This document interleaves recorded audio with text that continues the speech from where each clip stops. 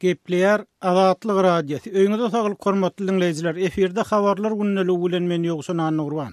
Aşgabatda ýapyk günalarda we söwüş sungat boýunça geçirilýän 5-nji adi oýunlaryny beýan etmäge garan daşary ýurtly jurnalistleriň biri adynyň aýdylmalyk şerti bilen azatlyga özüne galan täsirler gurrun berdi. Türkmenistanda bolan bir hepde golay wagtymdan menne garjysyk duýgular galdy. Bir tarapdan men açyk asmanyň astyndaky Ogodon şäheriň gödelligini, oýunlara tomaşa etmäge hemde öz sportsmenlerini gorlamagy gelen müňlerçe türkmeniň güler ýüzüne, öz duguşan adamlaryň rekimdarlygyna, adamlaryň şeýle köp meçwerde öz däplerine eýerişine we aýal gyzlaryň Ogodon köýneklaryny haýran galdym diýip jurnalist aýdýar. Yönül sport tesgalarynyň yerleşýän ýerine her 50 metrden şäheriň galan ýerlerini her çüňkde boýlan polisiýa ofisiýerleriniň köplüginden ören hopuganlygyny, emma yerli adamlaryň muňa öwrenşini meňzeýänligini hem belleýär. Meniň ýanymy ýol bölet edip 25 ýaşyndaky student beni goşdular. Onuň ingilisçesi fransuzçasyndan hem gowşagrakdy. Ol görmegi we mülakatlyk ýöne beýle bir bileti geldi ýa ýitidäl.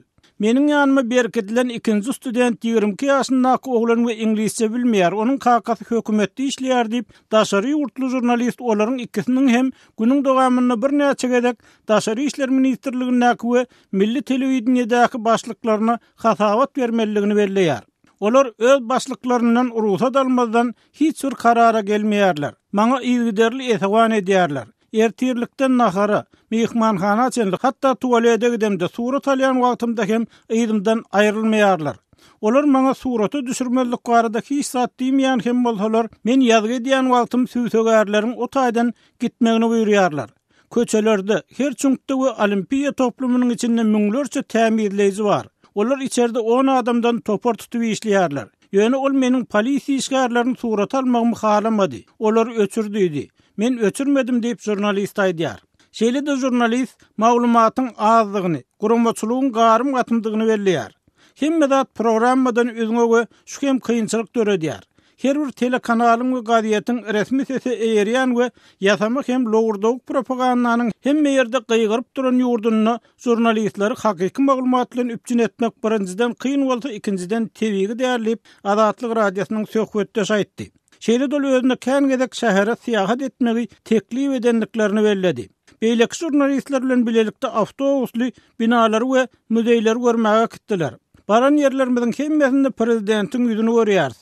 Köçelerde, dükanlarda, taksilerde, mihmanhanada, hatta uçorda hemme ýerde prezidentiň ýüzi. Men onuň kitaplaryny, oňa berilen sowgatlary, onuň tigirlerini, 4 ayakly motoryny surata düşürdüm diýip daşary ýurtly jurnalist adi oýunlarynyň açylyş dawrasyna ýurtda döredilen ägirdul şahsiýet kultunyň açylyp görkezlendigini hem sözüne goşdy. Jurnalist hormatly prezidentiň açylyş dawrasyna Sowet äheňini 22 minütlap söz sözländigini we muňa hem adamlaryň enlik bolan ýaly görnenligini belleýär. Soňal prezidentiň oýunlar başlananyny ikinji gelek söz sözländigini aýdýar. Şeýle de jurnalist 4 sagada çeken we türkmen medeniýeti we taryhy barada gurrun berýän çyraly ýalpyl tomoşada bir gedek hem islam dininiň ýa orsiýetiň agdalmanyny geň görüpdir. Men şähere syýahata gitmän aýdaly atletleriň türgenleşik geçişini surata düşürmekçi boldum, emma bir mümkin bolmady. 4 günläp tagalla edenimden soň men ahyr bu işi öz ýol biletlerimiň gödegçilik aslynda amala asyrdym diýip jurnalist aýdýar. Oňa olimpiýa obasyndan daşyna ýeke gitmegi agdamada diýipdirler. Şeýle de şäheriň daşyndan surat alsa deportasiýa ediljekdigini duýdurypdyrlar. Oýunlar başlanandan 5 gün soňra guramaçylyk biraz rahatlaşdy. Sebäbi häkimetler her bir jurnalistiň öz ýazan görkezmeler esasynda hereket edýänligini görýärdiler diýip Azatlygyň söhbetde aýtdy. Aşgabatda adi oýunlaryny beýan etmäge goýberilen daşary ýurtly jurnalist Alham Merzi Aşgabat ädimine eýermejek jurnalistlere wiza berilmänligini hem sözüne goşdy. Ýönel ýurtda hökümet tanqidçileriniň, aktivistleriň we jurnalistleriň ýanalysyndan, gorkuluşyndan, türme basylşyndan we hatta gynalşyndan habarlydygyny aýtdy hemde gizlin hat alyp Aşgabatda ýaşaýan yerli aktivistleriň biri bilen duşanlygyny sözüne goşdy. Bu duşuk barada belki de oýunlar tamamlanandan soň jurnalistiň öz gurrun berer.